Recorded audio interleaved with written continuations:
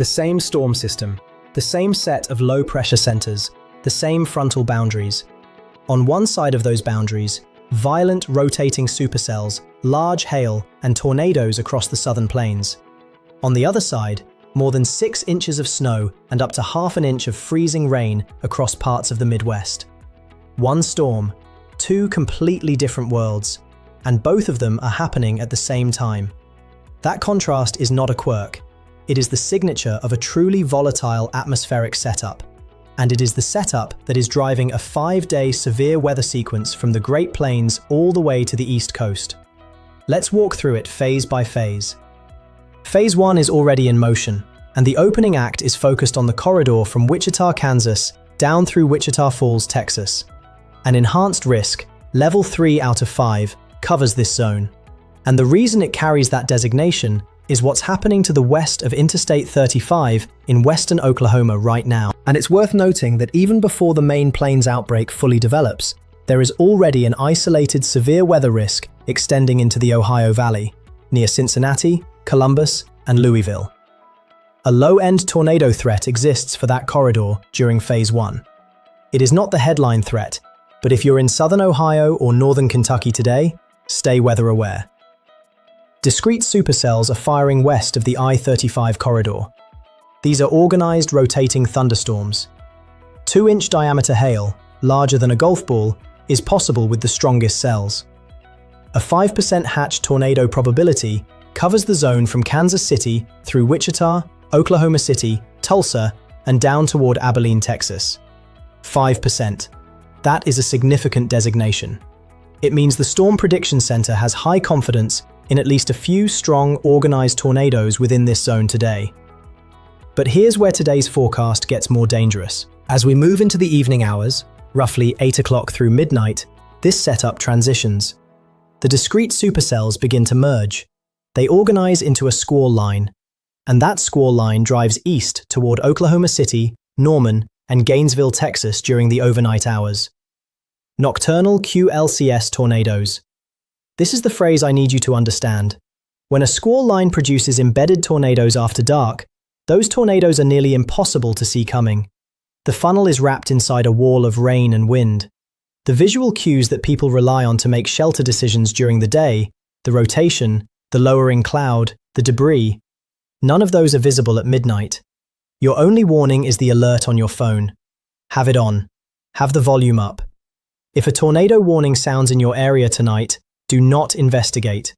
Move to your shelter immediately. The wind threat from tonight's squall line is also not to be dismissed. 60 to 85 miles per hour gusts along the leading edge.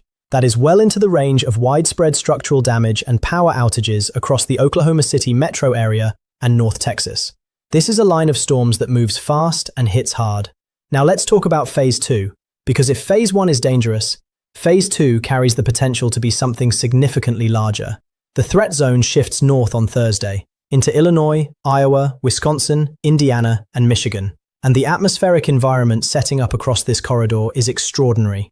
Here is the specific number I want you to know. The significant tornado parameter, a composite measure of all the ingredients the atmosphere needs to produce strong, organized tornadoes, is running as high as 5, 6, 7, and in some locations even 8 across Illinois on Thursday.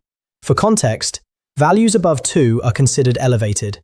Values above 4 are considered extreme. What we are looking at in Illinois on Thursday represents some of the highest atmospheric tornado potential the models have shown for this region so far this season. But, and this is the critical caveat, there is a condition attached to this threat. Everything depends on what happens in the morning hours on Thursday. Think of it this way. The atmosphere on Thursday is like a loaded weapon. The powder is there, the trigger mechanism is in place, but whether that trigger gets pulled depends entirely on one factor: morning convection. If heavy storms fire overnight and through the morning hours, they consume some of the available instability. They mix out the sharp boundaries that allow individual supercells to organize.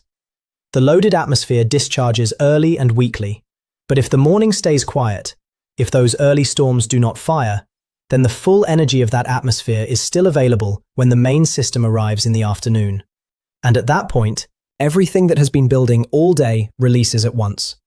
If Thursday morning is relatively quiet, if the convection stays modest, if the sun gets a chance to heat the surface and build the instability back up before the main storms arrive, then the atmospheric setup that afternoon and evening becomes capable of producing a significant tornado outbreak.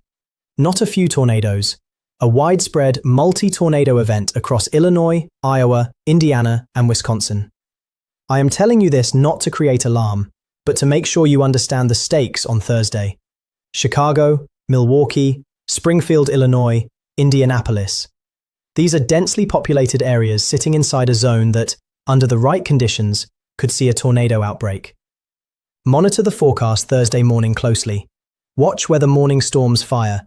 The forecast will sharpen significantly by mid-morning, and that's when you'll have a much clearer picture of what Thursday afternoon looks like. There is also a separate story happening on the cold side of all of this that deserves mention. The same fronts that are pulling warm, unstable Gulf air northward into the severe weather threat zone are simultaneously dragging Arctic air down across the upper Midwest. And where those two air masses collide across Minnesota, Wisconsin, and the northern tier, the precipitation that falls does not stay as rain. It falls as snow, heavy snow, more than 6 inches in some locations. And along the transition zone between rain and snow, freezing rain. Up to ½ an inch of ice in the most affected areas. That is enough to make roads impassable and knock down power lines under the weight. Tornadoes in Illinois, a blizzard in Minnesota, from the same storm system on the same day. Now let's look beyond Thursday, because this pattern does not end there. On Friday and into the weekend, the focus shifts back to Iowa and Missouri. Prefrontal supercells are expected to fire across northern Missouri and southern Iowa. Another round of damaging winds, large hail, and strong tornadoes. This is the third distinct severe weather episode in a 5-day stretch. The atmosphere keeps reloading.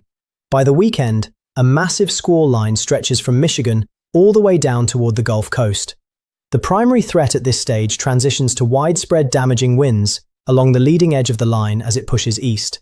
Saturday's wind threat covers an enormous geographic footprint. And then, as the system accelerates northeast, the severe threat shifts toward the East Coast, Virginia, Maryland, and potentially New England, though that track carries uncertainty. If the low positions close to New England, damaging winds and a tornado risk are both possible. The Deep South also faces an elevated tornado threat by Saturday afternoon and evening. As the squall line organizes and pushes into Alabama, Mississippi, and Georgia, the conditions for embedded QLCS tornadoes exist there as well. This is a threat that covers the entire length of the country's midsection, from Saturday into Sunday.